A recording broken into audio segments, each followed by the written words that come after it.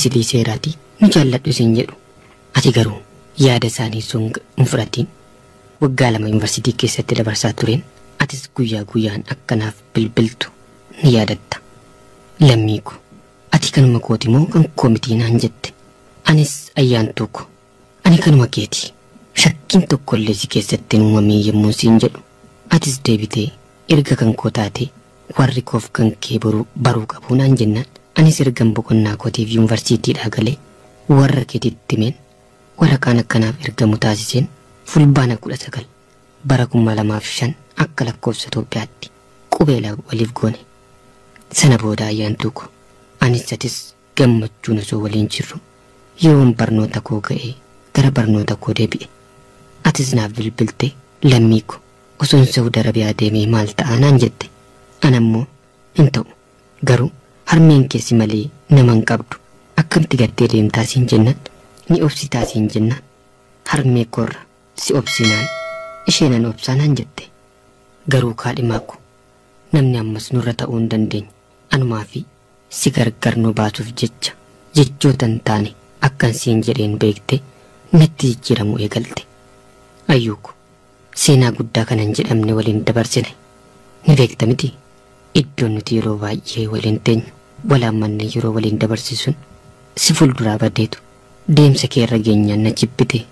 Garuu ayyaantu guyyaan boqonnaa semesteeraaf yuunivarsiitii Asoosaadhaa dhufe beellama keetiif Finfinnee waliin deemne san wanta taane yaadattu jaalleeku kan dhugaas deemsi nafneen nagaatti illee hin jenne callisteetuma deemte. Maaloo ayyuu jaalala keenya akka dammaa mi'aawu akka baaboo urgaa'u sanarraanfatte bilbilallee naaf bilbiluu didde. Ayyuuko taliila akka bishaanii barreeffamaan karaa dambaree jaalalaa siif erge kana atis dhaga'uu baattu warri biyya keessaa yoo dhaggeeffatan siifaa bilbilanii. Biyya ambaa yoo ta'e dararaa hedduun kan namarra ga'aa jiru kanuma argaa jirrudha. Garuu osoo asumatti waliin hojjennee guddannee jiraanne waa hedduun nu mudatu. Waanuma fedheefiyyuu achittis nagaaf fayyaan siif hawwa. Garuu dararaa biyya ormaarra hiyyummaa biyya keessii fooyya. Ani bilbila kee argachuu hin dandeenye. Adaraa ayyuuko ani nama biraan qabuuti suma abdiin koo sin jaalladha sin abdadhas. Oduu namaa maaf dhageessaa oduun gargar nu facaastii rakkina kee waa si dhibee waliin haasofna kophaatti ijoollummaa wal jaallanne wanta hedduus dabarsine har'a maaltu si tuqiree nu lamaanuu wal jibbine wanta hedduun sitti madhe yaanni kan kee kun na dhibee sin jaalladhaa nan jibbine rabbiin laali nan cinqine. Maaf dhageessa oduu namaa booda oduun kana qaba jaalala kee dhabee fayyaan kootu maaloo ansiif wayyaa. Karaa raadiyoo Oromiyaa qophii dambalii jaalalaatiin kan siif erge Barataa Lammii Baqqalaati.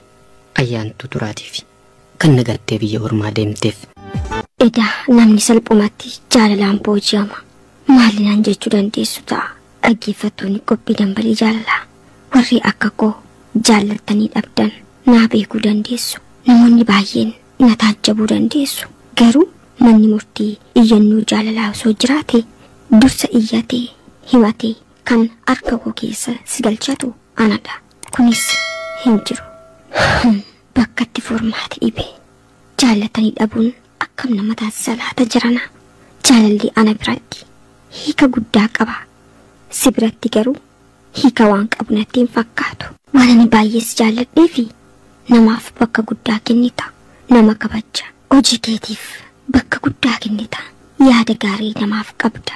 Atis namaan ni kabajamta. Ni jaallatamtas. Sabboonaadhas. Oromummaa keetti ni boonta. Hiriyoota kee duratti kabaja guddaa qabda. Amalli kee baay'ee namatti tola. Kana qofaa miti. Ulaagaan ani ittiin si jaalladhe hedduudha. Jaalalli kee akka abiddaa marrummaan koo na waade. Callisee jaalala karaadhaa namatti goru miti. Jaalala dhugaati. Yoo fiixaan ba'es kan firii godhatu. Ambur ija isaa arguudha jedheen yaada ture. Xalayaa hedduun si barreesse. Homaa deebii tokko illee hin arganne.